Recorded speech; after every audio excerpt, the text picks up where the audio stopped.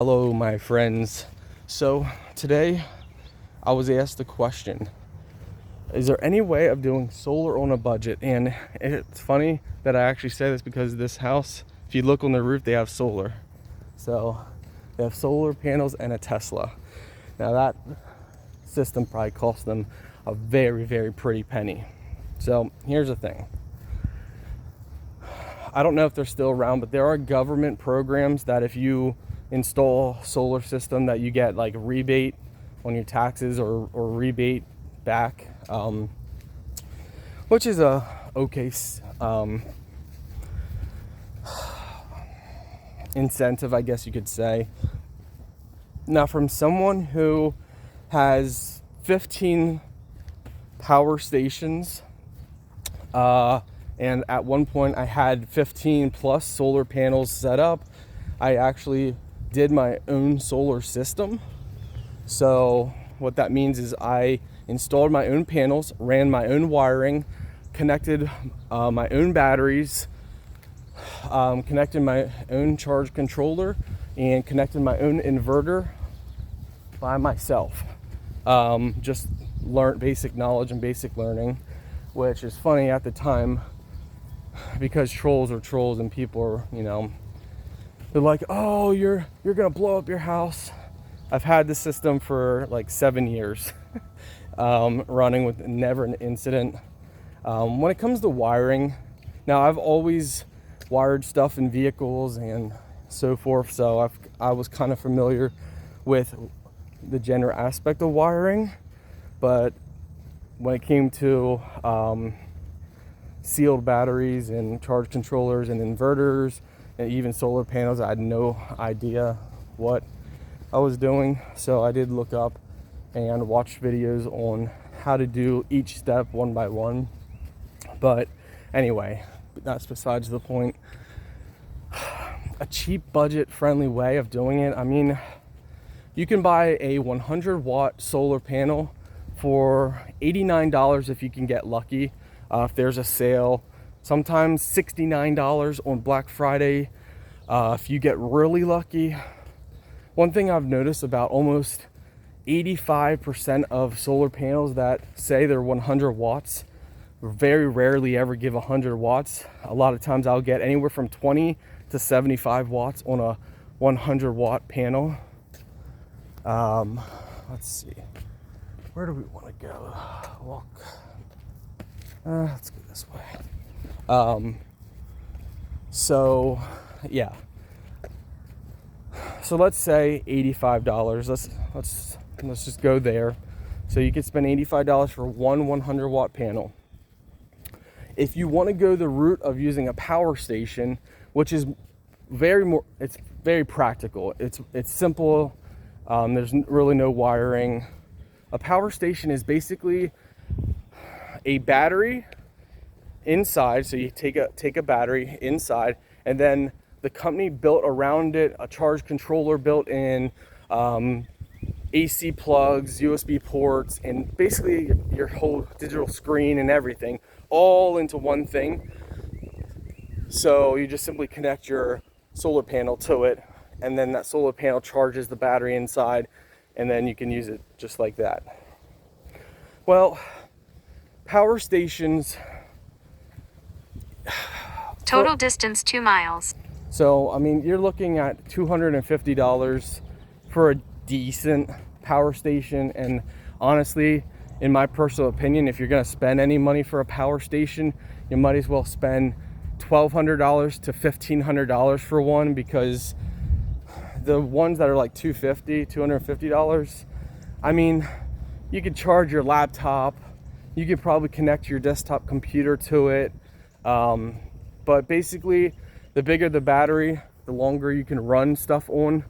But there also then becomes another problem. So it has to come down to what you want to run. And most people use solar or battery power stations as backup power. So let's say you lose power and you want to plug in your refrigerator or your TV. You want to be able to use your TV or your microwave.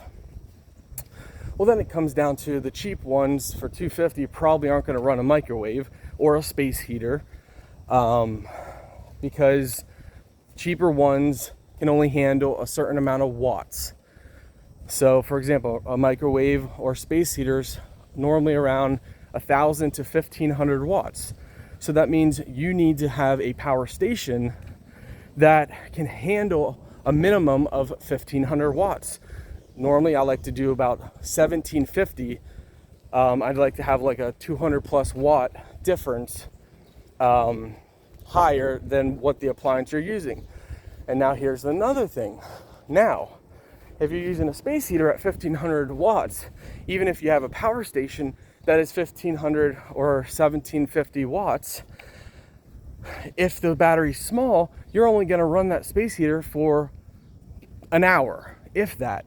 So that's only giving you an hour of run time. So it becomes pointless then. So when you spend, basically the more money you spend on a power station, normally it's going to be higher watts and a bigger battery is normally how it works. Sometimes you can spend $1,500 on a power station that comes with solar panels as well. So it's like a full kit. So that brings us back to the solar panel. If your space heater is using 1,500 watts, 1,500 watts, and you have a 100 watt solar panel, I think you can already realize now that 100 watt solar panel is going to take like a long time to charge that power bank, and that 1,500 watts is going to drain that so fast. Like even if you had it full 100 watts charging, but you got 1,500 watts, you have 1,400 watts over the actual so it gets very confusing.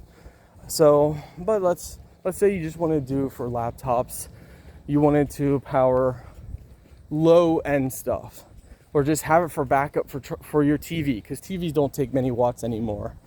So you could buy a $250 power station, a 100 watt solar panel. So just to roughly add it up, say $300 to $350. You could power your TV for anywhere from 2 hours to 10 hours if you lose power. So you can still have some of those things.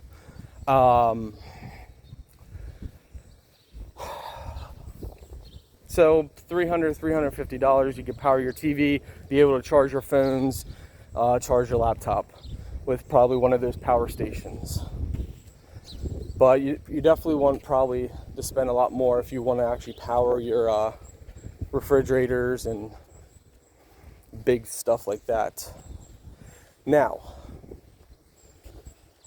to do your own solar system, again, each solar panel is going to be $80 to $100. Like there's even a house with solar right there. $80 to $100 per solar panel.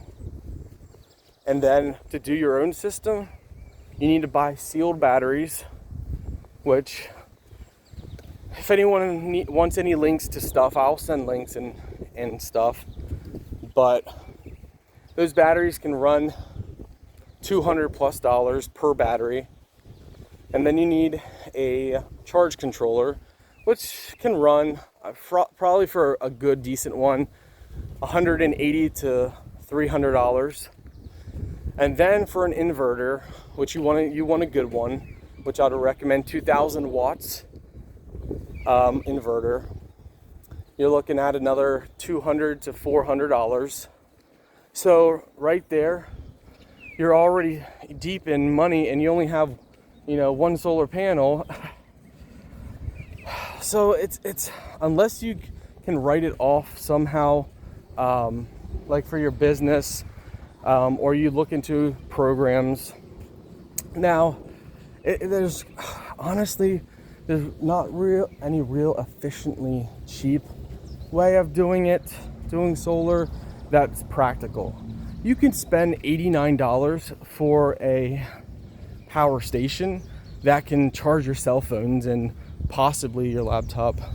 But if you're going to spend the money, you probably want to spend, I mean, a power station is just the most simplest way of doing it, to be very honest with you guys.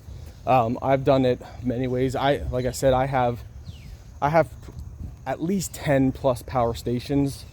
So because I have so many solar panels, I actually have my panels charging one power station, that power station charges another, and then that panel charges another. I mean, that power bank.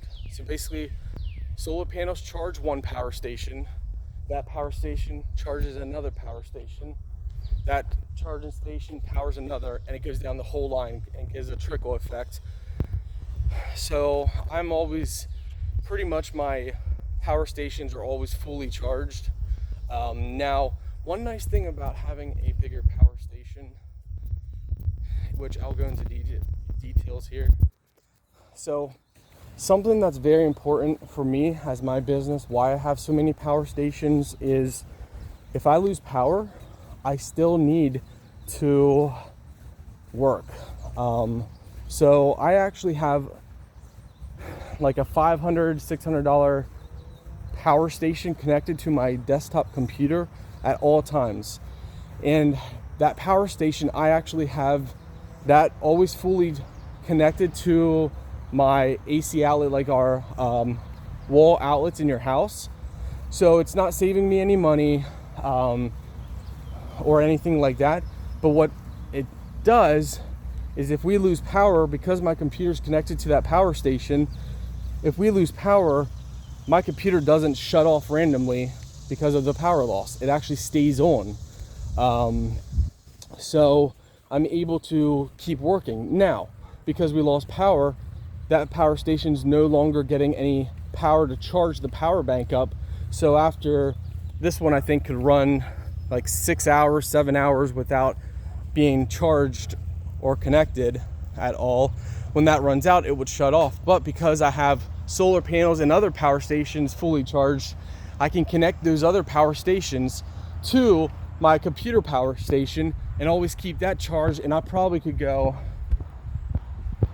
keeping my computer on 24/7, I could probably go 4 days, maybe a full week, without having any other power or any other solar. But since I have solar panels, I'm also pulling in power.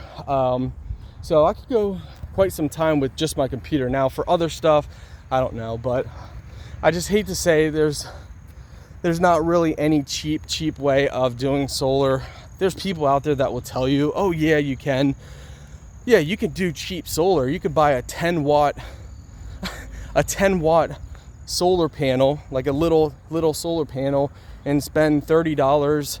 You could spend probably $100 and have a solar panel and a mini power station, and that can charge your cell phones. That maybe a laptop. That's really pushing it for that low budget price. I wish I could be more help. I really do, but solar, it's awesome when you lose power, but it's just not practical. It's still too expensive right now. Even though there's so many different panels and stuff in the market, it's still just, it's not the most practical thing. Still, to date, a gas generator is still the most practical thing you could buy. So if you want to spend money on anything, buy a 1,500 to 2,000 watt gas generator. Honestly, I have 2 of them as well. That's the most efficient. And then you keep gas. Gas does expire, as they say, but you could put additives in gas to make it last 3 to 7 years. Some people claim you can get gas to last even longer. Some people say, it's kind of like mustard.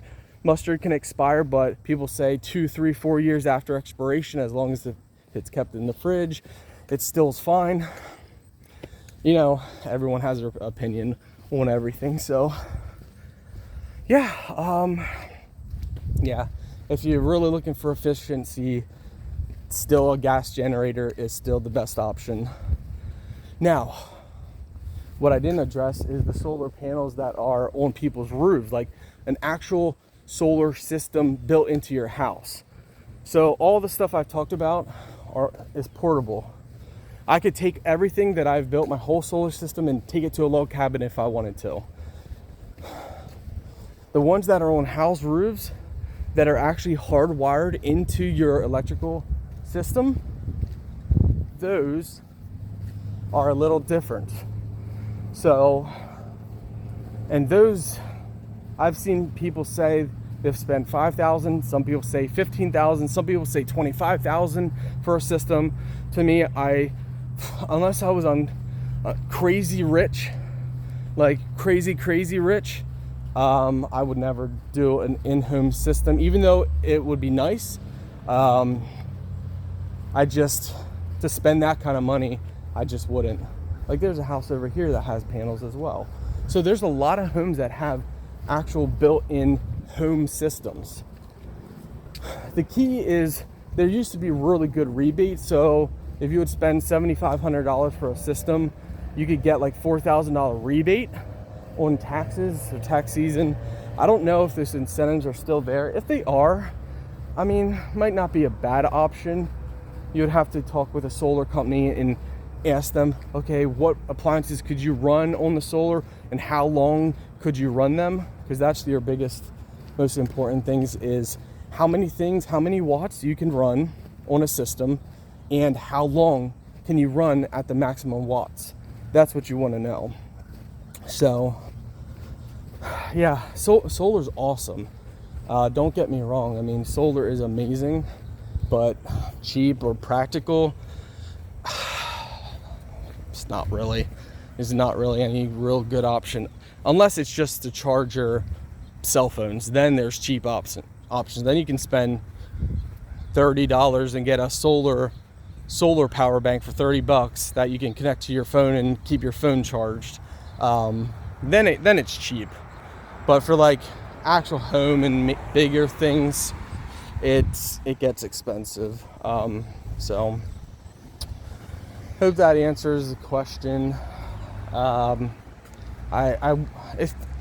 If there's anything confusing about it or anything, just let me know in the comment section, or again, if you guys have anything you want me to talk about or discuss. Yeah.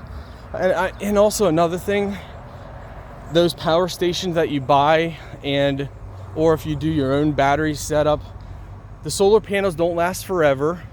A lot of people say after 7 to 10 years, a lot of them get shot. A lot of people say after 5 to 8 years, your batteries start really losing power and losing charge and don't hold as much charge.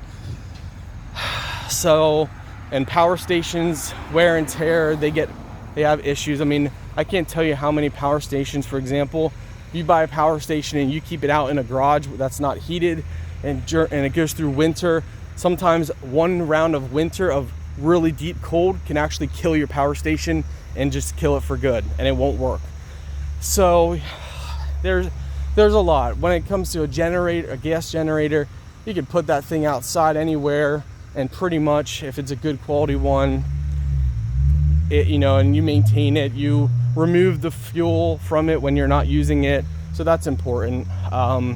If you have a generator and you fill it up and you use it for whatever scenario, get like a little hand pump. You can spend $30 on Amazon, get a hand pump that can actually drain the fuel out of it, put that fuel in a canister. That will help, have your unit last longer. A lot of people don't do that, which is fine, whatever, tomatoes, tomatoes. But anyway, thanks for watching, guys. Hope you guys have a blessed day. And yeah, any questions or subjects, let me know and we'll talk more.